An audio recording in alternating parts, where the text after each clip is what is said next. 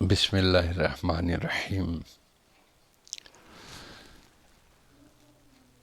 وما ارسلناک الا رحمۃ للعالمین۔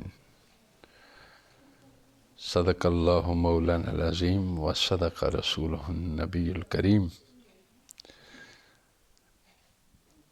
اللہم صلی وسلم وبارک علی ذات المحمدیت والآل عدد خلقک یا اللہ یا رحمان یا رحیم یا حی یا قیوم برحمتک نستغیث۔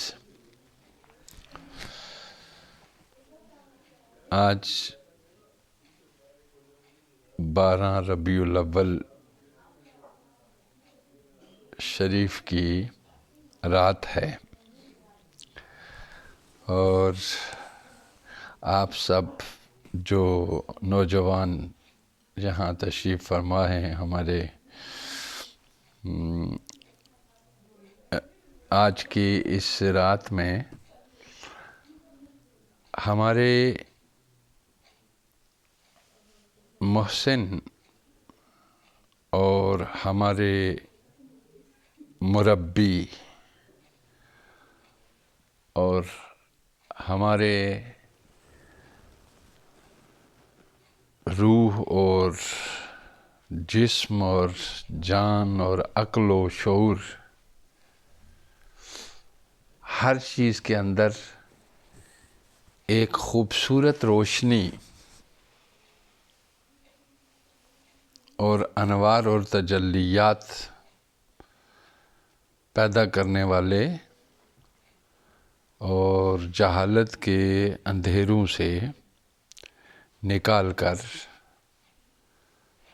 روشنی کی طرف لانے والے پیارے نبی حضرت محمد مصطفیٰ صلی اللہ علیہ وآلہ وسلم کے ولادت با سعادت کا یہ رات ہے، اور صبح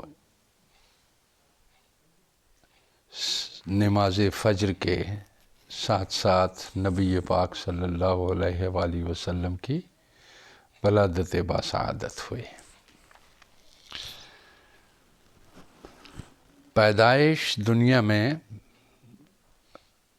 لاکھوں کروڑوں اربوں لوگوں کی ہوتی ہے، مگر کچھ شخصیات ایسی ہوتی ہیں کہ جن کا ذکر پیدائش سے شروع ہوتا ہے اور وفات پہ، انتقال پہ ختم ہو جاتا ہے، مگر ہمارے پیارے نبی حضرت محمد مصطفیٰ صلی اللہ علیہ وآلہ وسلم کا ذکر اور آپ کی شانیں نہ صرف آپ کی پیدائش کے بعد شروع ہوئی، بلکہ اللہ رب العزت نے جب اس کائنات کو تخلیق کرنے کی منصوبہ بندی فرمائی، یہ پورا منصوبہ جو ہے، یہ سارے کا سارا لولا کا لما خلقت الافلاق، لولا کا لما خلقت الارضین، کہ اے میرے نبی صلی اللہ علیہ وآلہ وسلم، محمد مصطفیٰ صلی اللہ علیہ وسلم، اس کائنات میں جو کچھ بھی بنایا ہے ہم نے، وہ سب کا سب آپ کے لیے تخلیق فرمایا ہے، آپ کے لیے پیدا فرمایا ہے۔ گویا بڑی عجیب بات ہے کہ عالم خلق اور عالم امر سے پہلے بھی جناب محمد مصطفیٰ صلی اللہ علیہ وآلہ وسلم کا تذکرہ موجود ہے، پیدائش سے پہلے ایک پیشن گوئی کے طور پہ نہیں بلکہ ایک مضبوط حقیقت کے طور پہ تمام انبیاء بتاتے آئے ہیں. یعنی سب انبیاء کو معلوم تھا اور سب اس پہ مامور تھے اور سب سے یہ عہد لیا تھا پروردگار عالم نے عالم ارواح میں کہ تم سب جتنے بھی انبیاء اور رسول ہو تم سب کو دنیا میں بھیجا جا رہا ہے مگر ایک کمٹمنٹ کے ساتھ، ایک عہد کے ساتھ، ایک میثاق کے ساتھ. اور وہ میثاق کیا تھا؟ وَإِذْ أَخَذَ اللَّهُ مِيثَاقَ النَّبِيِّينَ لَمَا آتَيْتُكُم مِّن كِتَابٍ وَحِكْمَةٍ ثُمَّ جَاءَكُمْ رَسُولٌ مِّنْ أَنفُسِكُمْ.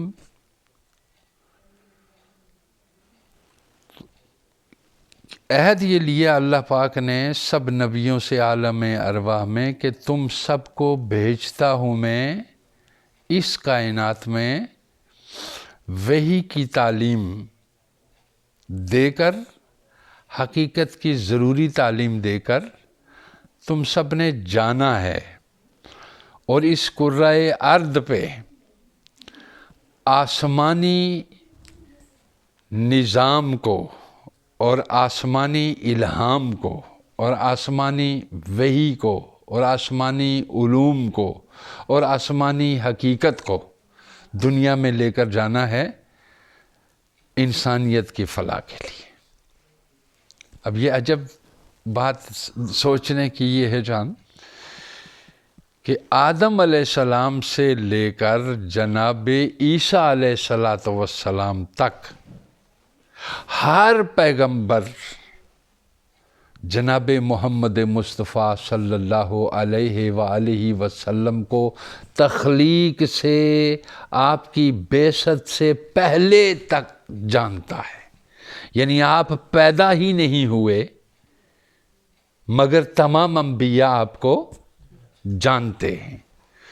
وہ کیسے جانتے ہیں کہ اس میثاق کے دن اللہ تعالیٰ نے جب یہ تمام انسان ابھی روحوں کی دنیا میں تھے اس میں سے اللہ نے اپنے مخصوص اپنے انبیاء اور رسل کو خاص کر کے بھیجا. ذرا بڑی عجیب بات یہ ہے کہ آدم علیہ السلام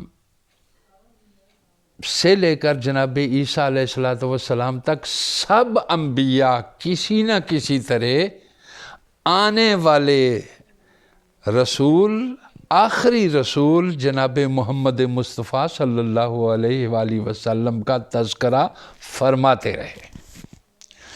بلکہ تمام مذاہب کے پیروکار، ہندو مت ہو، جین مت ہو، بدھ مت ہو، یہودیت ہو، عیسائیت ہو، ان سب کے لیے، عیسائیت اور یہودیت کے لیے تو قرآن مقدس نے ارشاد فرمایا کہ یعرفونہ کما یعرفون ابناءہم. یہ سب ان کو اس طرح جانتے ہیں کہ جس طرح اولاد ماں باپ اپنی اولاد کو جانتی ہے.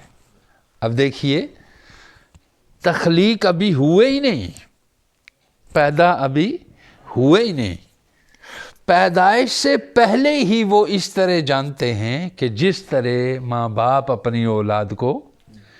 اس کا مطلب یہ ہے کہ کوئی ٹھکانہ ایسا تھا جس جگہ پہ یہ سب عالم ارواح میں جس مقام پہ یہ موجود تھے اور اسی مقام پہ یہ عہد لیا تھا کہ تم سب جاؤ میرے رسول، میرے نبی آخر الزمان جناب محمد مصطفیٰ صلی اللہ علیہ وسلم کی آمد کا اعلان کرو اور میری توحید کا اقرار کرواؤ. یعنی دو کام ان کے سپرد کیے گئے. ٹھیک ہے، ایک اعلان توحید، دوسرا اعلان رسالت نبوی محمد مصطفیٰ صلی اللہ علیہ وسلم، ہر نبی بتاتا رہا کہ آئیں گے. تو آخر میں یعنی آدم علیہ السلام نے اس وقت بھی جب عرش پہ لکھا ہوا دیکھا لا الہ الا اللہ محمد رسول اللہ صلی اللہ علیہ وسلم، تو اس وقت آپ نے اللہ پاک سے عرض کیا کہ اے پروردگار عالم، یہ آپ کا نام تو ہے مگر یہ دوسرا کس کا ہے، یہ نام کس کا ہے؟ تو اللہ پاک نے فرمایا کہ یہ اے آدم یہ آپ ہی کی اولاد میں سے ہوں گے اور سب سے آخر میں ہوں گے یہ، اور ان کا اسم گرامی محمد صلی اللہ علیہ وسلم ہوگا. اب دیکھیے آج پیدائش کے بعد جو ہے میلاد کا تذکرہ کرنا، ٹھیک ہے، یہ کوئی بڑی بات نہیں. پیدا ہی نہیں ہوئے تھے تو تذکرہ ولادت پہلے سے کون کرتا رہا؟ انبیاء کرتے رہے. جی انبیاء علیہ السلام تذکرہ فرماتے رہے، خوشخبریاں سناتے رہے کہ آخر میں ہمارے نبی صلی اللہ علیہ وسلم آئیں گے، ہم صرف ان کا راستہ صاف کرنے کے لیے آئے. جناب عیسیٰ علیہ السلام بھی یہی فرماتے تھے کہ ہم ان کا راستہ صاف کرنے کے لیے آئے. جناب داؤد علیہ السلام دیکھیے کہ کتنا عرصہ جناب محمد مصطفیٰ صلی اللہ علیہ وسلم سے پہلے پیدا ہوئے، اور آپ نے یہ ارشاد فرمایا کہ آخر زمانے میں ایک نبی پیدا ہوں گے جن کا نام محمد مصطفیٰ صلی اللہ علیہ وسلم ہوگا، اور میں اس بات میں اپنی سعادت سمجھوں گا کہ مجھے محمد مصطفیٰ صلی اللہ علیہ وسلم کے نالین مبارک، آپ کے نالین مبارک کے تسمہ باندھنے کی سعادت حاصل ہو جائے.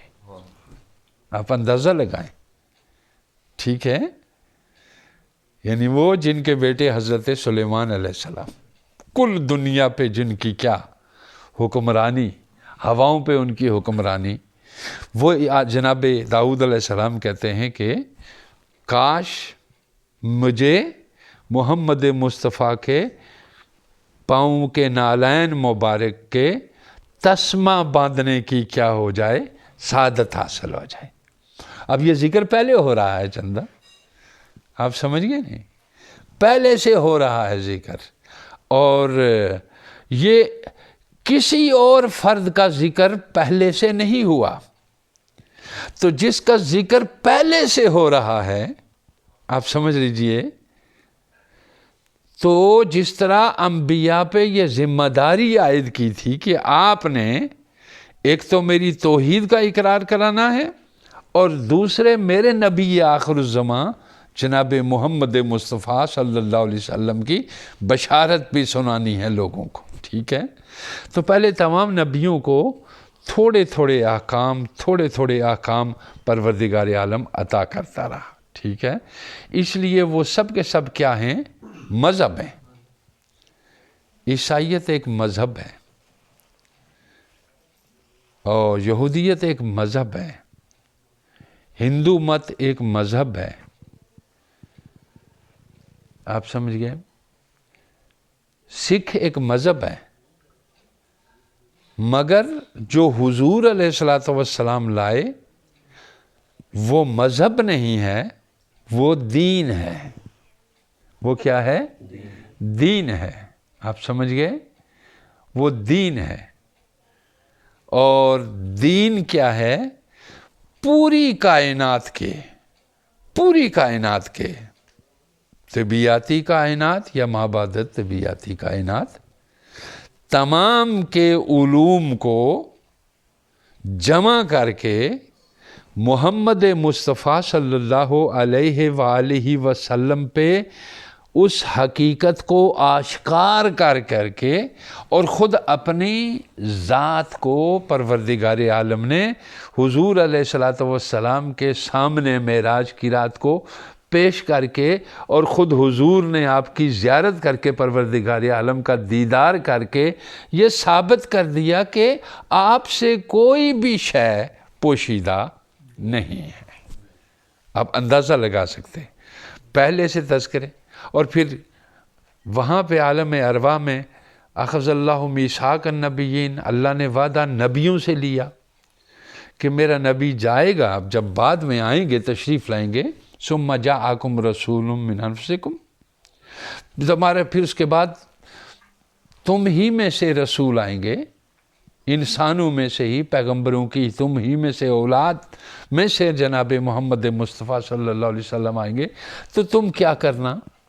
ذرا ایک میری بات غور سے سننا۔ قرآن ہی اس کی بہترین جو ہے وہ الفاظ استعمال فرماتا ہے، نبیوں سے کہتا ہے کہ لَتُؤْمِنُنَّ بِهِ، ایک بات کہ تم سب نے ان پر ایمان لانا ہے۔ آپ سمجھ گئے؟ ایمان لانے کا مکلف زندہ ہوتا ہے یا مردہ ہوتا ہے؟ مجھے یہ بتائیے جی۔ مردوں کو بھی کبھی کسی نے کہا ہے کہ اٹھو ایمان لاؤ جی؟ زندہ ایمان لاتے ہیں نا جی، مردے تو ایمان نہیں لاتے۔ اور پھر لَتُؤْمِنُنَّ بِهِ وَلَتَنْصُرُنَّ، اور تم نے میرے حبیب، میرے نبی محمد مصطفیٰ صلی اللہ علیہ وآلہ وسلم کی مدد بھی کرنی ہے۔ آپ سمجھیں؟ دیکھیے اللہ نبیوں کو کہہ رہا ہے کہ ایمان بھی لانا ہے اور ان کی کیا کرنی ہے؟ مدد بھی کرنی ہے۔ پروردگار مردے کیسے ایمان لائیں گے؟ وہ تو مر چکے ہوں گے جب حضور تشریف لائیں گے، ختم ہو چکے ہوں گے، تو مردے ایمان لانے کے مکلف نہیں ہوتے۔ اس کا صاف مطلب کیا ہے کہ انبیاء کی حیات اور عام لوگوں کی حیات میں فرق ہوتا ہے۔ اسی لیے اللہ پاک نے فرمایا ہے کہ تم نے ایمان بھی لانا ہے اور ان کی مدد بھی کرنی ہے۔ اگر یہ سارے کے سارے نبی مر گئے تو مردے کس کی مدد کر سکتے ہیں؟ چندہ مردے کسی کی مدد کر سکتے ہیں؟ وہ تو خود مدد کے محتاج ہیں۔ عجیب حیرت کی بات ہے کہ خود مدد نہیں کر رہا، ٹھیک ہے، نبیوں کو کہہ رہا ہے تم نے ان کی کیا کرنی ہے، اور وہ بھی جو جا چکے ہیں پہلے۔ وعدہ بھی اس وقت لیا جب سب کی روحیں تھیں، مدد کا بھی اس وقت کہہ رہا ہے جب سب کی ارواحیں ہوں گی۔ آپ سمجھ گئے؟ مدد بھی کرنا اور ان پہ ایمان لانا، لَتُؤْمِنُنَّ بِهِ وَلَتَنْصُرُنَّ، ان پہ ایمان بھی لانا۔ اب اس کا صاف مطلب یہ ہے کہ ہمیں اپنی زبان، اپنے دل، اپنے دماغ، ان سب چیزوں کو قرآن کی تعلیمات کے تابع کرنا ہے۔ بتا دیا پروردگار عالم نے کہ ان انبیاء کی زندگی تمہاری زندگی کی طرح نہیں ہے، ٹھیک ہے، نہ ہی ان پہ موت آتی ہے۔ آپ سمجھ گئے؟ لَتُؤْمِنُنَّ بِهِ، ایمان لانا، تو ایمان لانے کے لیے پھر اللہ نے ایک ڈیمونسٹریشن بھی کی، جس کو کہتے ہیں، کیا کہتے ہیں، معراج کی رات کو جی، وہاں پہ سب نبیوں کو جمع کیا۔ آپ سمجھ گئے؟ اب سب انبیاء کو جمع کیا۔ اب حیرت کی بات یہ ہے کہ پہلے بھی روحوں کو جمع کیا تھا۔ آپ سمجھ گئے؟ پہلے بھی کیا کیا تھا؟ روحوں کو جمع کیا تھا۔ اور اب معراج کی رات کو بھی کس کو جمع کیا؟ انبیاء علیہ السلام کی ارواح مقدسہ کو۔ آپ سمجھ گئے؟ آقا دو جہاں صلی اللہ علیہ وسلم کے استقبال کے لیے روح کو، تمام انبیاء کی ارواح مقدسہ کو جمع کیا، تو صاف ظاہر سی بات ہے کہ انبیاء کے اجسام آپ کی ارواح کے تابع ہوتے ہیں، نبیوں کے جسم آپ کی روحوں کے تابع ہوتے ہیں۔ اب توجہ دیجئے، مدد کا بھی کہا، یہ نہیں کہا کہ بھی مر چکے ہوں گے سارے، آپ کیسے مدد کریں گے؟ اس کا مطلب یہ ہے کہ کچھ حقیقتیں ایسی ہیں جو انسان جتنا بھی عالم، جتنا بھی بڑا محقق اور جتنا بھی بڑا مفسر بن جائے، شیخ القرآن، شیخ الحدیث بن جائے، بہت کچھ بن جائے، مگر کچھ حقائق ایسے ہیں جن تک اس کی دسترس نہیں پہنچتی، ان کو پروردگار عالم ہی تعلیم دیتا ہے، لہذا ہمیں اس کی بات کو تسلیم کرنا ہے، اللہ کی بات کو تسلیم کرنا ہے۔ تو ہمارے نبی صلی اللہ علیہ وسلم کہ آنے سے پہلے بھی تذکرے ہوتے رہے، آ کر بھی تذکرے ہوتے رہے، اور آ کے جانے کے بعد بھی تذکرے ہو رہے ہیں۔ یہ پہلے کا تذکرہ بھی میلاد کہلاتا ہے، اور یہ زندگی کا تذکرہ بھی میلاد کہلاتا ہے، اور یہ جانے سے کے بعد کا تذکرہ بھی آپ کی ولادت باسعادت کی ان سب چیزوں کو کیا کرتا ہے کہ آپ کی پیدائش آپ کی پیدائش مبارک ہی ایک عظیم شخصیت کی پیدائش ہے۔ میں نے آپ کے لیے بجائے اس کے کہ میں کچھ کہوں، میں نے آپ کے لیے جی اچھا جی میں نے آپ کے لیے یہ کتاب ہے قاضی محمد سلمان منصور پوری رحمۃ اللہ تعالی علیہ، یہ ریاست پٹیالہ کے جج تھے، ٹھیک ہے، اور اہل حدیث مکتبہ فکر سے ان کا تعلق تھا، ٹھیک ہے۔ میں نے آپ کے لیے یہ سیرت کی کتابوں میں سے بہت ہی بہترین سیرت کی کتاب ہے، ٹھیک ہے۔ میں اس میں سے چند چیزیں آپ کو پڑھ کے بتانا چاہ رہا ہوں تاکہ آپ کو یہ معلوم ہو کہ یہ جو جس قسم کی گفتگو اس دور میں مذہبی طبقہ کرتا ہے، چاہے وہ کسی مسلک سے تعلق رکھتا ہو، میرے نزدیک مسلک کی کوئی حیثیت نہیں ہے۔ یہ جب بات کرتے ہیں نا ایک دوسرے پہ، اگرچہ ہمارا نظریاتی اختلاف ہے، اور جو یہ کہہ رہا ہوتا ہے کہ میرا نظریاتی اختلاف ہے، اگر اس سے پوچھے کہ نظریہ کیا چیز ہے، دو لفظوں میں وہ بیان بھی نہیں کر سکتا۔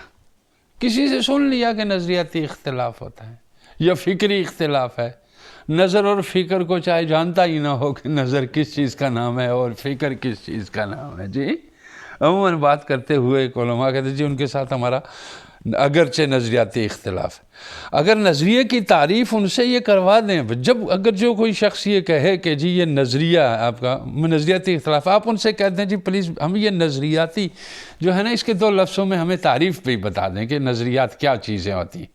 وہ الٹا لٹکتا رہے گا، اس کو کوئی پتہ نہیں ہوگا کہ نظریات کیا چیزیں ہیں اور افکار کیا ہوتے ہیں، ٹھیک ہے، نظریہ اور فکر کیا چیز ہوتی ہے۔ یہ تمام کے تمام لوگ الا ماشاء اللہ علماء آج بھی تمام مسالک کے اندر اہل علم موجود ہیں، آپ سمجھے، تمام مسالک کے اندر اہل علم، چاہے وہ اہل حدیث مکتبہ فکر ہو اس کے اندر بھی اہل علم موجود ہیں، دیوبند مکتبہ فکر ہو اس کے اندر بھی اہل علم موجود ہیں، بریلوی مکتبہ فکر ہو اس کے اندر بھی اہل علم، یہ مسلک کے اندر بھی اہل علم موجود ہیں، اور میں یہ بھی کہوں گا کہ مذاہب کے اندر بھی اہل علم اور اہل دانش اور اہل فکر اور اہل نظر موجود ہوتے ہیں، آپ سمجھ گئے، مذاہب کے اندر بھی، یہودیت کے اندر بھی کئی دانش اور فکر اور ہر چیز رکھنے والے اور حقیقت سے آشنا لوگ موجود ہوتے ہیں۔ اسی طرح کوئی بھی مذہب آپ لے لیجئے، ان میں چند لوگ وہ ہوتے ہیں جو حقیقت سے آشنا ہوتے ہیں، وہ بہت تھوڑے ہوتے ہیں، وہ کیا ہوتا ہے؟ بہت تھوڑے ہوتے ہیں لیکن آشنا ضرور ہوتے تھے. آپ ہندو مت کو دیکھ لیجئے، اس میں بھی ان کی کتابوں کو پڑھیے، رگ وید کو پڑھیے، دوسری کتابیں ان کی ان کو پڑھیے، آگے بڑھیے، وید کو پڑھیے، رگ وید کو اور دوسری کتابوں کو پڑھیے، اس کے اندر بھی ایک حقیقت کا وہ بیان کرتے ہیں. اور وہ حقیقت کیا ہے؟ وہ وحدت ہے، توحید، اس کو بیان کرتے ہیں. عیسائیت کے اندر بھی توحید کسی نہ کسی رنگ میں موجود ہے. یہودیت کے اندر بھی توحید کسی رنگ نہ کسی رنگ میں موجود ہے. یہودیت کے اندر بھی توحید موجود ہے. سکھ مت کے اندر بھی توحید موجود ہے. آپ سمجھ گئے؟ سب کے اندر، یہ میں سب مذہب کے اندر سارے ڈھور ڈنگر اور بھیڑ بکریوں کی بات نہیں کرتا. اہل دانش ہر مذہب کے اندر بھی موجود ہوتے ہیں، اور اہل دانش اور اہل فکر ہر مسلک کے اندر بھی موجود ہوتے ہیں. وہی گنے چنے چند انسان ہوتے ہیں، وہی گنے چنے چند، چاہے کسی مذہب کے اندر ہو، وہی گنے چنے چند انسان ہوتے ہیں. باقی آدم کی نسل ہے. آدمی کو انسان بنتے بنتے بڑی دانش اور بڑی فکر اور بڑے تدبر کی ضرورت ہے. یا تو پروردگار عالم خود بخود جو ہے وہ کیا کر رہے؟ میں مسلک کی قیدوں میں بند نہیں ہوتا، میں تو مذاہب کی بات کرتا ہوں کہ مذاہب کے اندر بھی اہل دانش موجود ہیں، اہل فکر موجود ہیں، جن کا وسیع مطالعہ موجود ہے. کئی ہندو، کئی سکھ، کئی عیسائی، کئی یہودی آپ سے بہت بہتر، آپ میں سے بہت سے لوگوں سے بہت زیادہ بہتر قرآن حکیم کو بیان کرتے ہیں، اس کو سمجھتے ہیں، اس لیے کہ وہ ریسرچ کرتے ہیں. اور یہ ریسرچ کرنے والے اور اہل دانش اور اہل فکر اور حقیقت کے متلاشی لوگ ہر مذہب میں موجود ہوتے ہیں اور وہ حقیقت کو پا لیتے ہیں. آدمیت کی پوری بات میں نہیں کرتا، سمجھیے نا جی، میں انسانیت کی بات کرتا ہوں. تو اسلام انسانیت سے بات کرتا ہے، آپ سمجھ گئے؟ انسانی وحدت کی بات کرتا ہے. تو جب انسانی وحدت موجود ہو، آپ تلاش کریں گے تو لاکھوں یا ہزاروں میں سے یا لاکھوں میں سے دیگر مذاہب میں بھی کسی نہ کسی ایک کے اندر موجود ہوتی ہے، کوئی ایک حقیقت موجود ہوتی ہے. یہ مذاہب ویسے جو ہے نا کسی بنیاد پہ، کسی غیر تفہیمی بنیاد کے اوپر ان کی یہ ڈھانچے نہیں کھڑے ہوئے. آپ سمجھئے، جس طرح پہلے آتے تھے انبیاء کرام، کچھ دیر کے بعد جو ہے نا وہ تعلیمات خواہشات کا پلندہ بن جاتی تھی، اور پھر پیغمبر ہو جاتا، آ جاتے، تشریف لے آتے، پھر ان کو جھاڑ جھوڑ کے جو اس میں خرابیاں ہوتی پھر صاف کر دیتے. آپ سمجھ گئے؟ اچھے لوگ ہر مذہب اور ہر قوم میں اور ہر قبیلے میں موجود ہوتے ہیں، اور وہی مقصود ہوتے ہیں اللہ کے. آپ سمجھ گئے؟ جس طرح ہم اب دیکھیں، جیسے ہندوستان کے اندر جی اب کتنا اگریسو کیا گیا ہے مذہب کی بنیاد پہ، مذہب کی بنیاد پہ کتنا اگریسو کیا گیا ہے کہ مسلمانوں کے خلاف، عیسائیوں کے خلاف، تمام لوگوں کے خلاف، یعنی وہ سب کے خلاف. لیکن اسی ہندو مذہب کے اندر ایسے دانشور بھی موجود ہیں جو اس وقت بھی آپ کو یہ بتاتے ہیں کہ یہ جو چیزیں یہاں پہ اس وقت یہ ہو رہی ہیں جو انسانیت کے خلاف ہیں، مذہب کے اوپر چلنے کی ہر شخص کو آزادی حاصل ہے کہ جس چیز کو وہ قبول کرے. ٹھیک ہے؟ تو یہاں پہ مذہبی بنیادوں پہ بہت بڑا قتل و غارت گری اور خون ریزی ہوتی ہے. ہمارے نبی صلی اللہ علیہ وآلہ وسلم جب تشریف لائے تو آپ کی تعلیمات ہی بہت نرالی تھی. آپ سمجھئے؟ میں یہ ان کی سوری، مجھے کچھ بخار اور کھانسی کی پرابلم بھی ہے. تو میں یہ پڑھ کے صرف آپ کو سنانا چاہ رہا ہوں، اور ایک میری بات یہ یاد رکھیے، اچھے لوگ ہر مذہب میں بھی موجود ہیں، ہر مسلک میں بھی موجود ہیں۔ اہل دانش، یہ دانش انسانیت کی میراث ہے۔ دانش کس کی میراث ہے؟ انسانیت کی میراث ہے، اور دانش انسانیت کی معراج ہے۔ آپ سمجھ گئے؟ بڑے بڑے لوگ ہر مذہب کے اندر ہوئے، اور نبی پاک صلی اللہ علیہ وآلہ وسلم کی محبت میں اگر آپ ہندو شعراء کو پڑھیں، آپ سکھ شعراء کو پڑھیں، آپ اسی طرح اور بڑے بڑے ادیبوں کو پڑھیں، آپ یہ تصور بھی نہیں کر سکتے کہ آج کل جو ماحول ہندوستان کا بنا ہوا ہے، آج کل جو جس قدر ایک ٹیرر اور ایک دہشت اور ایک وحشت جو ہے موجود ہے، یہ کسی دور میں پہلے موجود نہیں تھی۔ تو اس لیے میں یہ چاہتا ہوں، اور میں یہ دیکھنا چاہ رہا ہوں، اور یہ سمجھتا بھی ہوں کہ ہر مذہب کو ریویو کرنا چاہیے اپنی جو ہے اس کے اپنی جو ان کی جس پہ وہ چل رہے ہیں، اس کو ایک ریویو کرنا چاہیے کہ مذہب کو چھوڑ دیا گیا ہے، اس کی اخلاقی قدروں کو پامال کر دیا گیا ہے۔ ہر مذہب والے نے مذہب کو چھوڑ دیا، اور ہر مسلک والے نے مسلک کی حقیقت کو نہیں سمجھا۔ لہٰذا بہت بڑے فساد کا شکار انسانیت مشرق سے مغرب اور جنوب سے شمال تک بہت بڑی جو ہے نا وہ ہو رہی ہے۔ اب میں آپ کو یہ صرف سنانا چاہ رہا ہوں کہ یہ فرماتے ہیں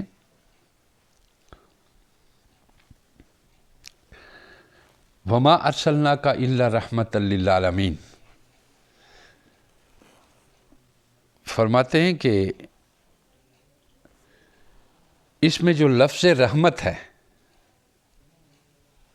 اس کے لیے آپ کے وہ الفاظ جو انہوں نے بیان کیے ہیں، میں وہی آپ کے سامنے رکھتا ہوں، اور آپ الفاظ کے اندر جو اس کے اندر جو توانائی ہے اس کو دیکھیے۔ الفاظ کے اندر توانائی اس وقت تک نہیں آ سکتی جب تک وہ جس شخص کے قلم سے نکلیں اور جس کی زبان سے نکلیں، جب تک اس کے اندر وہ انرجی اور توانائی اخلاص کی نہ ہو، اس وقت تک الفاظ کے اندر یہ توانائی نہیں آ سکتی۔ وہ کیا کہتے ہیں؟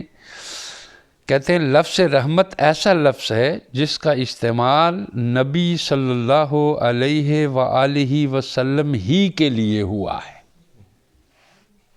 لفظ رحمت کا استعمال صرف آپ صلی اللہ علیہ وسلم ہی کے لیے ہوا ہے، حضور کے سوا کسی دوسرے کے لیے نہیں ہوا۔ ہم دیکھتے ہیں کہ اللہ تعالیٰ نے فرمایا ہے وَرَحْمَتِي وَسِعَتْ كُلَّ شَيْءٍ، سورہ اعراف، میری رحمت ہر ایک شے سے زیادہ وسیع ہے۔ جی، پس جب نبی صلی اللہ علیہ وسلم کو جملہ عالمین کے لیے رحمت بنایا گیا ہے، تو ثابت ہو گیا کہ حضور صلی اللہ علیہ وسلم کی نبوت بھی جملہ عالمین کے لیے ہے۔ جی، آپ اندازہ لگا سکتے ہیں، نہ صرف جملہ عالمین کے لیے رحمت ہیں حضور، بلکہ جملہ عالمین کے لیے نبی بھی حضور علیہ السلام ہے۔ یہ فرمایا۔ آگے پھر ارشاد فرما رہے ہیں کہ یہ یاد رکھنا چاہیے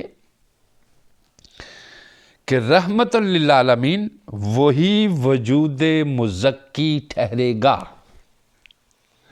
رحمت للعالمین وہی وجود مزکی ٹھہرے گا جس نے اہل عالم بلکہ عالم در عالم کی بہبود و سود، رفع و فلاح، خیر و صلاح، عروج و ارتقاء، صفا و بہا کے لیے بلا شیبہ غرض اور بلا آمیزش طمع اپنی مقدس زندگی کو صرف کیا ہو۔ آپ اندازہ لگا سکتے ہیں کہ الفاظ کس طرح پروئے جا رہے ہیں مدحت رسول میں صلی اللہ علیہ وسلم. جی سبحان اللہ. اب آگے دیکھتی ہے. سبحان اللہ. جس نے بندوں کو خدا سے ملایا ہو، جس نے الہی جلوہ انسانوں کو دکھایا ہو، جس نے دل کو پاک، روح کو روشن اور طبع کو ہموار بنایا ہو، جس کی تعلیم نے امن عامہ کو مستحکم اور مصلحت عامہ کو استوار کیا ہو. جی یہ رحمت للعالمین کی کر رہے ہیں بات. سبحان اللہ.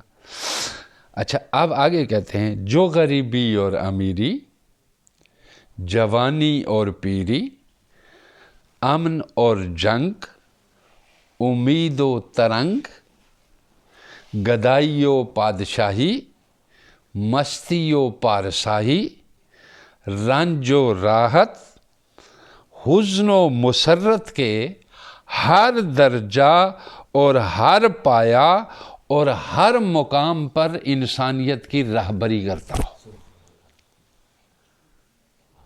اب یہ لائیے الفاظ ٹھیک ہے. آج کل اہل حدیث ہوں یا دیوبندی ہوں یا بریلوی ہوں یا شیعہ ہوں، سب کا بیڑا غرق ہے.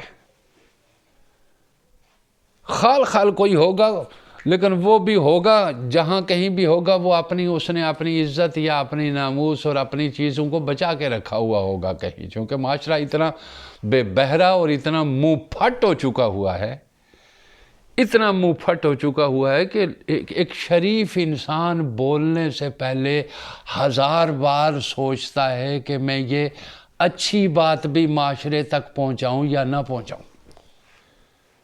جی یہ اچھی بات بھی میں معاشرے تک پہنچاؤں یا نہ پہنچاؤں. چونکہ پورا معاشرہ ایک مذاق بن گیا. ہر شخص جو ہے اس نے انسانیت کا ایک مذاق بنا دیا ہے. یہ کتابیں وہ ہیں. اب اس پوری رحمت للعالمین میں ایک لفظ بھی آپ کو نہیں ملے گا جو سیرت آج کل طبقہ بناتا ہے نا، ان کی ایک خود ساختہ من گڑت گڑی ہوئی کہانیاں ہیں. کسی مسلک کا بھی ہو، سال سے کان پک گئے ہیں ایک ہی ایک چیز نے.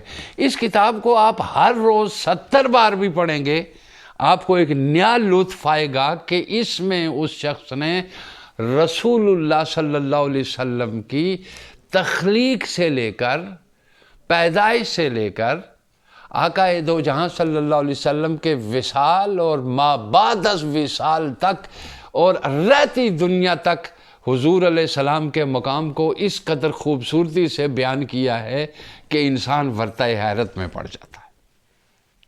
آپ اندازہ لگا سکتے ہیں. یہ چیزیں آج کل کے اہل علم ہم جیسے علماء جس کو جو کہتے ہیں کسی کو میسر نہیں ہے. ہمارا بالکل بیڑا غرق ہو گیا ہوا ہے. ہم مسلکوں میں، گروہوں میں، ٹولیوں میں، انفرادی گروہوں میں بٹے ہوئے ہیں، اور نہ خدا کی طلب، نہ خدا کی تلاش، نہ رسول اللہ صلی اللہ علیہ وسلم کی اطاعت، نہ آپ کی اتباع، نہ صالحین کی تعظیم، نہ اولیاء کی حرمت، اور نہ ہی چھوٹوں پہ شفقت. ان سب چیزوں سے ہم دیوالیہ ہو چکے ہوئے ہیں. دیوالیہ ہو چکے ہوئے ہیں بالکل.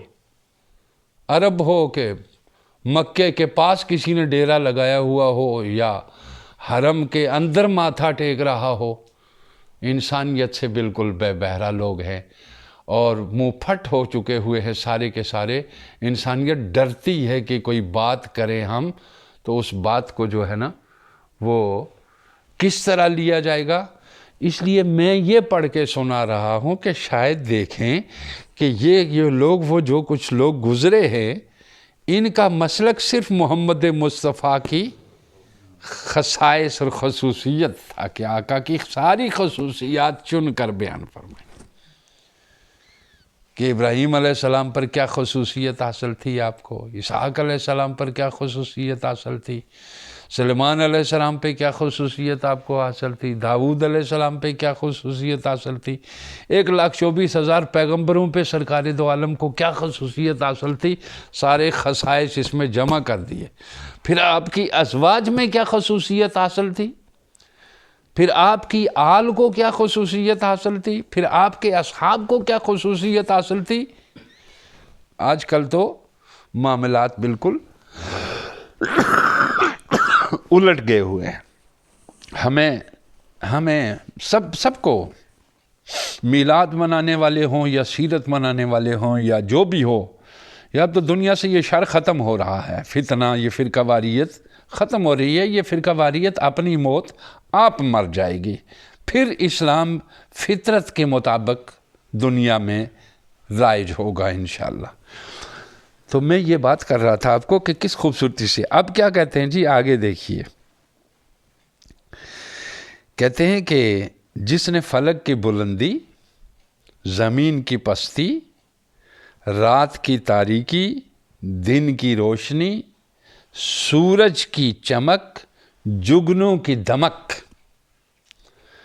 ذرہ کی پرواز اور قطرہ کی تراوٹ میں عرفان ربی کی سیر کرائی ہو۔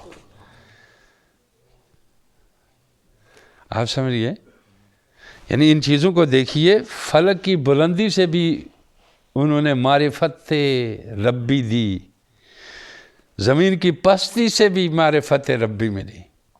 اب ان کو اندازہ لگائیے اللہ کی معرفت کس طرح سکھائی پیغمبر صلی اللہ علیہ وسلم نے۔ اب پھر آگے دیکھیے، شاہ صاحب کہتے ہیں جس کی تعلیم نے درندوں کو چوبانی، بھیڑیوں کو گلہ بانی، رہ زنوں کو جہاں بانی، غلاموں کو سلطانی اور شاہوں کو اخوانی سکھائی ہو۔ یہ ہے حضور کا میلاد، یہ ہے حضور کا سیرت صلی اللہ علیہ وآلہ وسلم۔ ٹھیک ہے، پیدا ہوگا کوئی تو اس کی سیرت ہوگی نا، تو ہم نے پہلے پیدائش کا ذکر کرنا ہے، ساتھ سیرت کا ذکر کرنا ہے۔ یہاں بانٹنے کے لیے اور ایک فرقہ کھڑا کرنے کے لیے ایک توحید کو لے لیتا ہے، اور توحید والوں کی مجلس میں رسول کا ذکر ہو جائے تو ان کو بخار چڑھ جاتا ہے، اور رسول اللہ صلی اللہ علیہ وسلم کی محبت کے دعوے داروں کا بڑا مجمع ہو، قرآن کی ساری توحید بیان کر جائیں آپ، ان کو ٹس سے مس نہیں ہوگی۔ جی، انہوں نے رسالت کا ٹھیکہ لیا ہوا ہے، ایک نے توحید کا ٹھیکہ لے لیا ہے۔ ٹھیکہ کیا ہے؟ ایک جی دائرے ہیں، ہر کوئی دائرے کے اندر، سرکل کے اندر گھوم رہا ہے، اور یہ نہ یہ اسلام ہے، نہ یہ اسلامائزیشن ہے، نہ یہ اسلامی قدریں ہیں۔ تو اللہ کرے کہ جان چھوٹے ان چیزوں سے، ہماری ان سے جان چھڑانی چاہیے نوجوان نسل کو۔ مستقبل کی نوجوان نسل کے ساتھ اسلام کی نشأت ثانیہ وابستہ ہے، اور میں یہ چاہ رہا ہوں اور میں یہ جان رہا ہوں اور سوچ رہا ہوں انشاءاللہ کہ آپ جو ینگ لوگ ہیں، آپ اپنے آپ کو تمام فرقہ وارانہ اس ناسور سے دور رکھیں۔ سماکم المسلمین، یہاں بریکٹ میں لکھا جاتا ہے مسجد اہل سنت والجماعت، آگے لکھ دیا جاتا ہے بریکٹ میں بریلوی، آگے لکھ دیا جاتا ہے بریکٹ میں دیوبندی، آگے لکھ دیا جاتا ہے سلفی۔ یہ کہاں سے لائے ہو یہ ساری چیزیں؟ اللہ کا قرآن تو یہ ہے جو بیان کر رہا ہے، یہ بھی ایک مکتب ہے، فکر کا آدمی ہے نا، مگر دانش رکھنے والا آدمی ہے۔ کہ محبت مصطفیٰ کے آقا دو جہاں کی محبت میں کس قدر موتی رول رہا ہے. اندازہ لگائیے. شاہ صاحب آگے دیکھیے. سبحان اللہ. جس نے خشک میدانوں میں علم و معرفت کے دریا بہائے ہوں. سبحان اللہ. جس نے سنگلاخ زمینوں سے کتاب و حکمت کے چشمے چلائے ہوں. آپ سمجھئے. اور جس نے خود غرضوں کو محبت قومی کا درد مند بنایا ہو. خود غرضوں کو محبت قومی کا درد مند بنایا ہو. اور جس نے دشمنوں کو اپنا جگر بند ٹھہرایا ہو. یہ تعلیم ہے نا ہمارے آقا کی, ہمارے پیارے نبی کی. یہاں ایک چڑھے گا مولانا ممبر پہ, چھکڑے پہ, ٹرک پہ, کنٹینر پہ, نظریاتی اختلاف. وہ کیا نظریہ ہے تیرا؟ کدھر سے لائے ہو یہ نظریہ؟ نظریت قرآن نہیں ہے, نظریہ اسلام نہیں ہے, نظریہ رسول اللہ صلی اللہ علیہ وسلم نہیں ہے. کیا یہ 2-2 1.5 اینٹوں کی مسجد تمہاری یہ نظریے ہیں تمہارے؟ توبہ کرنی چاہیے ان کو. امت مسلمہ کا شیرازہ بکھیر کے رکھ دیا ہے. مذہب کے نام پہ نام نہاد مذہبی دین فروشوں نے امت مسلمہ کا شیرازہ بکھیر کے رکھ دیا ہے. نہ ان کی اصلاح کوئی سنتا ہے, ان کے مذاق اڑاتے ہیں لوگ. جب ایک مذہب کا جو ہے یا دین کا ایک پیروکار مذاق بن جائے, جی, اس کے لوگ نام رکھنے لگ جائیں مختلف قسم کے, تو دین کی بات کیا اس سے توقع رکھی جائے گی؟ اہل دین تو وہ تھے جن کا دبدبہ اور تمطراق اور عظمت. سیدنا فاروق اعظم کا نام لے کے کوئی ذرا ہلکی طریقے سے دیکھے کیسے کہہ سکتا ہے. سیدنا ابو بکر کا نام لے کے ذرا ہلکے طریقے سے کھلے.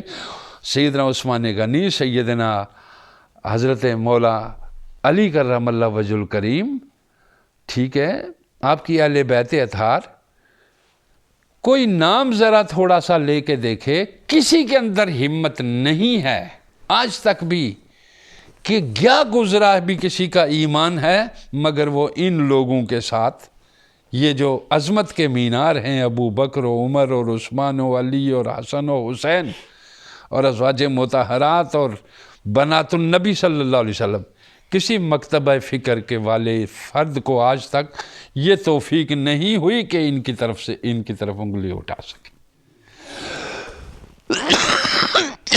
عظمت منواتی ہے اپنے آپ کو.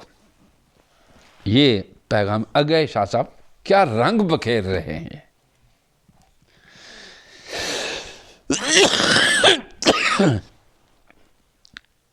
پھر کہتے ہیں کہ وہ غریب کا محب, مسکین کا ساتھی, شاہوں کا تاج, آقاؤں کا آقا, غلاموں کا محسن, یتیموں کا سہارا, بے آسروں کا آسرا, بے خانماؤں کا ماوا, درد مندوں کی دعا, چارہ گروں کا درد مند, مساوات کا حامی, اخوت کا بانی, محبت کا جوہری, اخلاص کا مشتری, جی, ہائے ہائے ہائے, صدق کا منبع, صبر کا معدن, خاکساری کا نمونہ, رحمت ربانی کا پتلا, اولی انسان آخری رسول.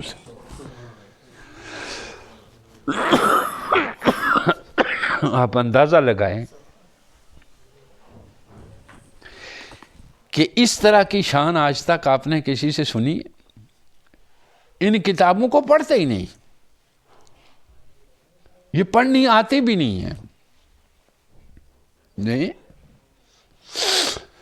پھر اگر دیکھیے جی کیا کہتے ہیں شاہ صاحب آگے، راشد شاہ صاحب کہتے ہیں اگر رحمت للعالمین، ان ساری خصوصیات کے حامل، اگر رحمت للعالمین کے لقب سے ملقب نہ ہوگا تو پھر ان جملہ صفات کے جامع کا اور کیا نام ہوگا؟ ان جملہ صفات کے، یہ پیدا ہوا ہے، میڈم ممبر پہ کھڑا ہوا ہے، 9 کو پیدا ہوئے تھے جی، 12 کو پیدا ہوئے تھے. اسی پہ دیکھیے نام سنیں جی پیچھے، مفتی فلان فلان فلان فلان، اب 9 کو پیدا ہوئے 18 کو. بھئی یہ دیکھو، یہ 9 کو ہوئے تو بھی یا 12 کو ہوئے تو بھی تاریخ میں تھوڑا بہت اختلاف ہوتا ہے، وقت کا بھی ہوتا ہے، غلط ہوتا ہے. تمہیں جو چیز کہی جا رہی ہے وہ کرو. اچھا، جو چیز کہی جا رہی ہے وہ کرو. اور اگر سرکار دو عالم صلی اللہ علیہ وسلم کا چرچا نہیں کرو گے تو اور کس کا کرو گے جی؟ اور کس کا کرو گے؟ انتہائی واہیات قسم کے ملا ہیں وہ، جو اس پہ اڑے ہوئے ہیں کہ جی یہ 9 کو تھی یا 12 وفات تھی یا فلاں فلاں تھی. ہر ایک چیز کے اندر ایک فتنہ کھڑا کرنے والے اہل علم کو میں نے کبھی فتنہ کھڑا کرتے نہیں دیکھا. میں نے کبھی سید سلیمان ندوی کو یہ فساد کرتے نہیں دیکھا جی. میں نے کبھی قاسم نانوتوی صاحب کو یہ فساد کرتے نہیں دیکھا. کبھی مولانا اشرف علی تھانوی کو یہ فساد کرتے نہیں دیکھا جی. آپ سمجھ گئے؟ وہ کراچی میں ہیں، وہ سید یوسف بن نوری، کبھی یوں سے نہیں. یہ کہاں سے آ گئی ہیں یہ مخلوقیں؟ مجھے سمجھ نہیں آئی. صرف یہ پچھلے 100 سال کی پیداوار ہے یہ جی، جنہوں نے ستیہ ناش کر کے رکھ دیا ہے. توبہ کرو، خدا کا خوف کرو. 40 30 60 سال کی زندگی، اس میں آپ کیا کر رہے ہیں؟ اپنے پیغمبر، اپنے نبی صلی اللہ علیہ وسلم کی ذات کو متنازع بنانا، یہ ذلت کی انتہا ہے.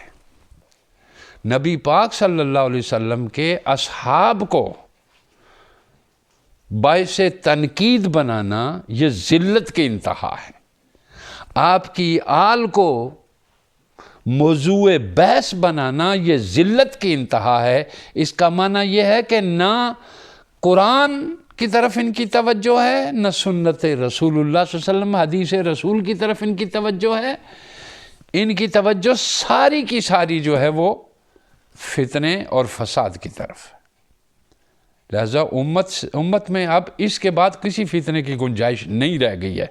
اب جو تم لوگ فتنہ پھیلاتے ہو، کسی بھی مسلک سے تعلق رکھتے ہو، فساد پھیلاتے ہو، کسی بھی مسلک سے تعلق رکھتے ہو، استحباب کو لے کر، چونکہ فی اصل فی کل شیء اباحۃ، اصل میں ہر چیز مباح ہے. ٹھیک ہے، جس کو اللہ اور اس کے نبی نے فرض قرار دیا وہ فرض ہے، جس کو اللہ اور اس کے نبی صلی اللہ علیہ وسلم نے حرام قرار دیا وہ حرام ہے. اس کے بعد تم کہاں سے آئے ہو یہ باقی کھچڑی پکانے والے جی؟ یہ استحباب فروعات پہ جھگڑا کرنے والے سارے کے سارے نسلاً بعد نسلن جہلا کی نسل سے. اصول میں کسی عالم نے کبھی بھی اختلاف نہیں کیا، کسی مسلک سے تعلق رکھتا ہو، اصول میں نہ کبھی کوئی عالم اختلاف کرتا ہے اور نہ کوئی مذہب اختلاف کرتا ہے.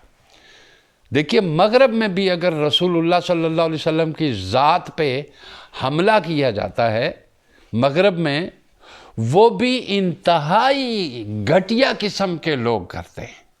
کبھی اعلیٰ بڑے جو خاندان کے لوگ ہیں وہ اس طرح کی چیز کبھی بھی کرتے نہیں دیکھا گیا. جو بھی اس طرح کو حضور کی ذات کو باعث تنقید بناتا ہے، یا آپ کو جو ہے وہ آپ کی شان میں تنقید کرتا ہے، یا آپ کے صحابہ کبار کی شان میں تنقید کرتا ہے، یا آپ کی اہل بیت کی شان میں تنقید کرتا ہے، وہ لوگ جو انعام یافتہ لوگ ہیں ان کی شان میں تنقید کرتا ہے. وہ کچھ بھی اور ہو سکتا ہے مگر انسان نہیں ہو سکتا. وہ کیا؟ انسان نہیں ہو سکتا. یہ کبھی پھر 60 ہجری میں لے کر، اب ملا نئے دور کے ملا 60 ہجری میں لے کر جا رہے ہیں پھر مسلمانوں کو 21ویں صدی میں لے جا کر، یعنی 1450 حضور علیہ السلام کے ساتھ، یہ پھر 60 ہجری کی بحثیں پھر شروع کر دی انہوں نے. کس کو فضیلت ہے، کس کو فضیلت نہیں، کون بڑا ہے، کون بڑا نہیں، کون حق رکھتا ہے، کون حق نہیں. تمہارے پاس کیا ہے ان چیزوں کا؟ کیا قرآن کی 6666 آیات کا احکام تم لوگوں نے بیان کر دیے ہیں رسول اللہ صلی اللہ علیہ وسلم کی امت کے پاس؟ کیا رسول اللہ کی صحیح احادیث اور فرائض اور واجبات اور حلال اور حرام یہ سب چیزیں آپ نے بیان کر دی ہیں؟ جب آپ نے حلال اور حرام، فرائض اور واجبات، حقوق العباد، ان سے لوگوں کو جب تک تم نے آشنا نہیں کر دیا، اس وقت تک تو تمہیں استحباب کی بات کرنے کی بھی اجازت نہیں ہے کہ مستحب کیا چیز ہے. جی یعنی مستحب کیا ہے؟ مستحب کو چھوڑو، پہلے جو فرض کی ہیں چیزیں ان کی طرف دیکھو. آپ سمجھ گئے نا؟ لہذا میلاد ہو یا سیرت النبی، رسول سے وفا کرو گے. رسول سے وفا صلی اللہ علیہ وسلم سے کرنے کا مقصد صرف یہی نہیں ہے کہ ایک پگڑی چڑھا لو سر پہ یا داڑھی بے ہنگم بڑھا لو. یہ وفا نہیں ہے رسول اللہ صلی اللہ علیہ وسلم سے. رسول اللہ سے وفا یہ ہے جو یہ لوگ بیان کر رہے ہیں. اب آخر میں شاہ صاحب میں اور تھوڑی سی آپ کو بتا دیتا ہوں. چل بھائی، اللہ، پھر جملہ صفات کے حامل کو کیا کہیں گے جی؟ سبحان اللہ. پھر کہتے ہیں ہاں رحمت للعالمین وہی ہے جس نے ملکوں کی دوری، اقوام کی بیگانگی، رنگتوں کا اختلاف، زبانوں کا تباین دور کر کے سب کے دلوں میں ایک ہی ولولہ، سب کے دماغوں میں ایک ہی تصور، سب کی زبانوں پر ایک ہی کلمہ جاری کر دیا. یہ ہیں وہ جو آئے، جو پیدا ہوئے آج. یہ ہیں وہ جو پیدا ہوئے آج، نہ وہ جو تم دھاڑ کے باتیں کر رہے ہو اور ایک دوسرے کے گلے کاٹ رہے ہو، ایک دوسرے کے اوپر طنز اور فساد کے اور فرقہ واریت کے جو ہے نا تیر چلا رہے ہو. باعث حیرت بھی ہے، باعث شرم بھی ہے سب کے لیے. باعث حیرت بھی ہے اور باعث شرم بھی ہے. شرم آ جانا چاہیے امت مسلمہ کو، جس کو امہ کہتے ہیں نا، امت مسلمہ. ٹھیک ہے. ایک تو پہلے سی بات میں ہمیشہ کہا کرتا ہوں، اسلام کی ری ڈیفینیشن کی ضرورت نہیں. اسلام دین فطرت ہے. مسلمان کی ری ڈیفینیشن کی ضرورت ہے. ٹھیک ہے کہ مسلمان کون ہو سکتا ہے؟ مسلمان تو وہ ہے جو یہ سب چیزیں یہ بیان کر رہا ہو، یہ اس کا نام اسلام ہے، جس میں مٹھاس ہے، جس میں پیار ہے، جس میں ملانا ہے، جس میں محبت ہے. ہاں پھر سے صاحب، ہاں رحمت للعالمین وہی ہے جو یہودیوں کی طرح نظر و منت کی قبولیت کے واسطے نبی لاوی کا واسطہ ضروری نہیں ٹھہراتا.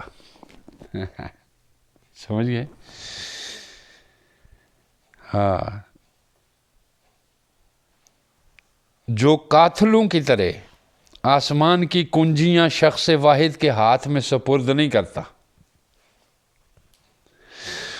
جو روح کو سرگ یا نرگ میں دھکیل دینے کی طاقت صرف براہمنوں ہی کو عطا نہیں کرتا. جی جنت کا ٹھیکہ بھی لیا ہوا ہے اور جہنم دا بھی براہمن نے. ٹھیک ہے جی. جو خاص رقبہ کے باشندوں کو آسمانی بادشاہت کے فرزند نہیں ٹھہراتا، جو نسل واحد کے افراد ہی کو خدا کی برگزیدہ قوم نہیں قرار دیتا،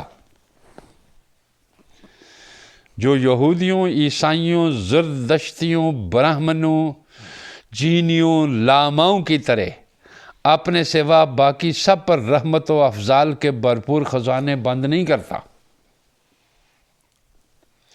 ہاں، رحمت للعالمین وہی ہے جو بندہ کو خدا کی حضوری تک لے جاتا ہے، اور پھر حضوری تک پہنچا کر کیا کرتا ہے؟ اسے ادعونی استجب لکم کی قدسی آواز سے آشنا کرتا ہے۔ مانگ، میں تجھ سے، میں سننے والا ہوں، تیری دعا قبول کرتا ہوں۔ اور خدا اور بندہ کے درمیان کسی تیسرے کے لیے کوئی رکھنا باقی نہیں چھوڑتا۔ سبحان۔ ہاں، رحمت للعالمین وہی ہے، سبحان اللہ، جس میں ادناس نینوائی، بلال حبشی، سلمان فارسی، صہیب رومی، زماد ازدی، طفیل دوسی، ذوالقلا حمیری، عدی تائی، اسامہ نجدی، ابو حارث مستلقی، سراقہ مدلجی پہلو بہ پہلو بیٹھے نظر آتے ہیں۔ اتنی قوموں اور اتنے مختلف دعاوی سرداروں کا مجمع کسی اور جگہ بھی نظر آتا ہے؟ یہاں ہر شخص اپنے اپنے ملک اور اپنی قوم کا حق وکالت ادا کر رہا ہے، اور ہر شخص اپنے اپنے دامان دل کی وسعت کے موافق پھولوں سے جولیاں بھر رہا ہے، اور اپنے اپنے ملک کے مشام جاں کو ان سے معطر کر رہا ہے۔ واہ واہ واہ، سبحان اللہ، سبحان اللہ،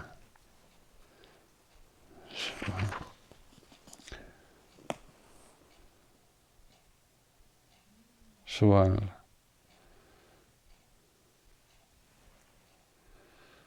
یہ جناب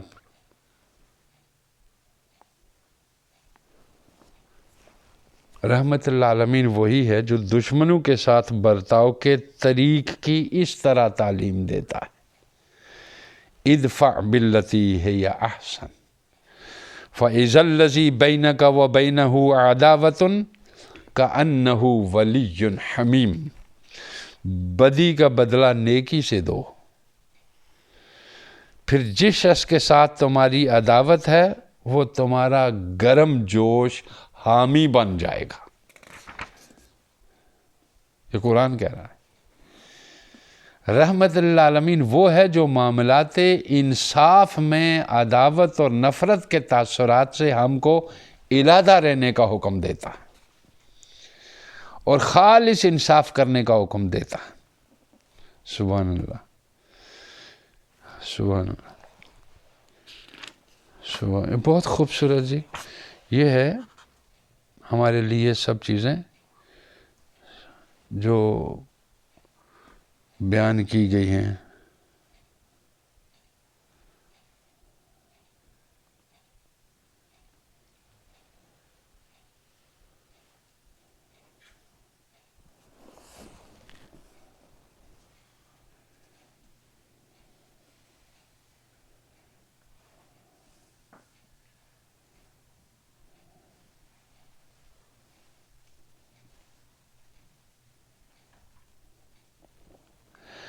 وہ کہتے ہیں شاہ صاحب آگے، میں آخر تھوڑا سا کر رہا ہوں، رحمت للعالمین وہ ہیں جس نے شراب اور جوئے کی حرمت کا حکم تمام عالم کو دیا۔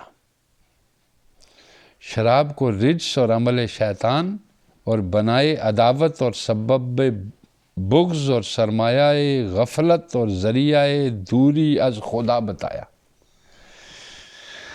یہ فیصلہ اس زمانے کا ہے جب تمام دنیا شراب پر لٹو ہوتی تھی، جب بزرگوار پولس کی ہدایت کے پابند سادہ پانی پینے کو معیوب سمجھتے تھے،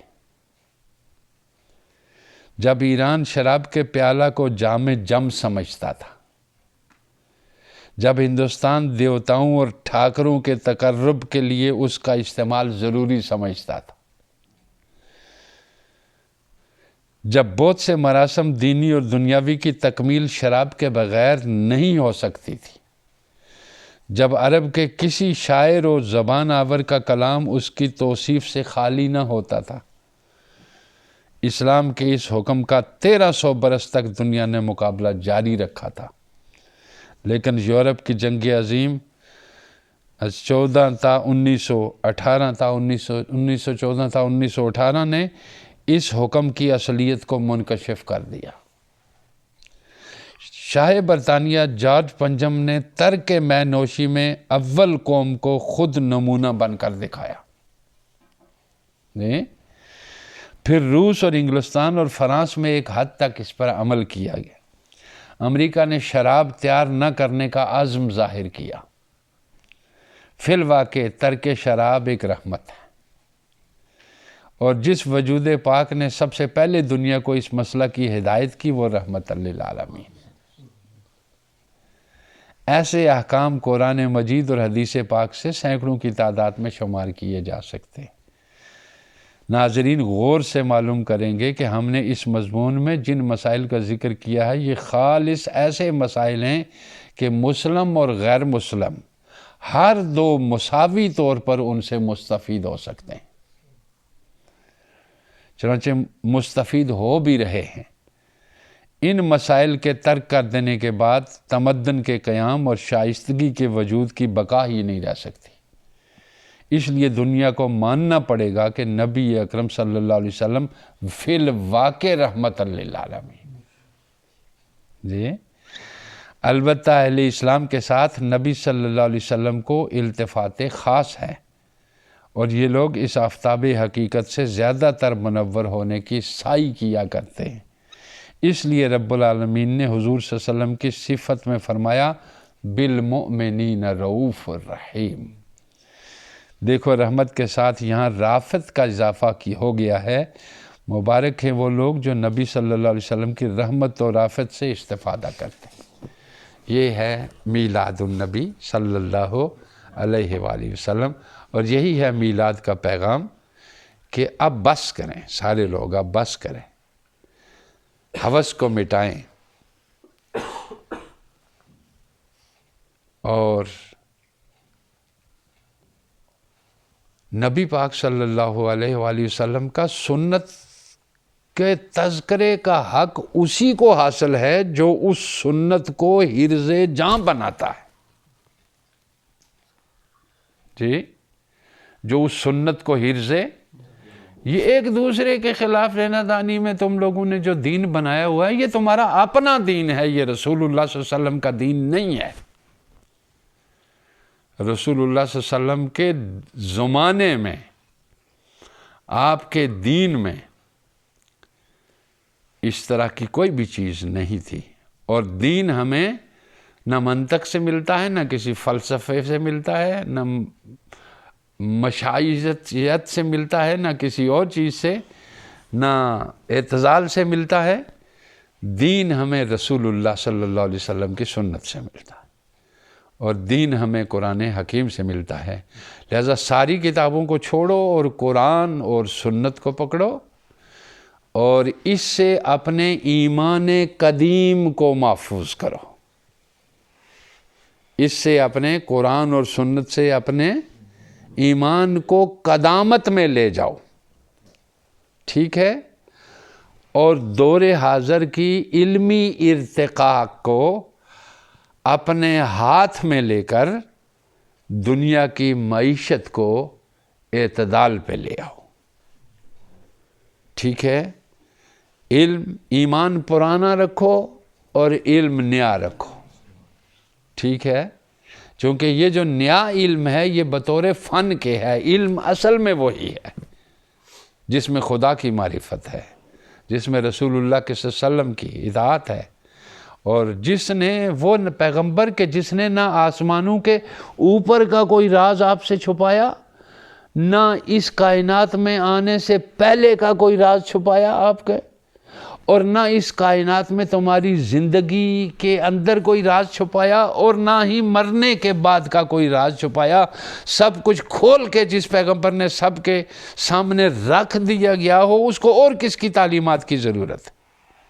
لہذا یہ لمبی لمبی تفسیریں جو آپ پڑھتے ہیں نا، اول فل قسم کی تفسیریں، ان اول فل تفسیروں میں سوائے عقلیات کے اور سوائے اپنی جو ہیں اس ایک دوسرے کے اوپر تنقید کے اور استاد کے اور کچھ بھی نہیں ہوتا. قرآن مقدس کے دین کی ضروریات کو سمجھو. ضروریات دین میں سے جو چیز ہے اس کو لو، اور جو ضروریات دین میں سے نہیں ہے اس کو چھوڑ دو.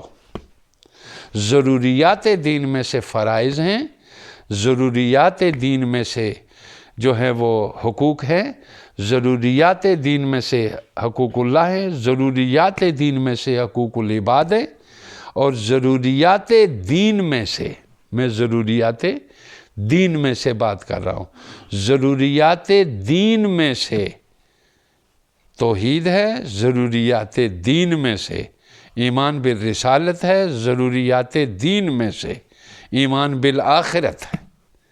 آپ سمجھ گئے؟ یہ ہے ضروریات دین.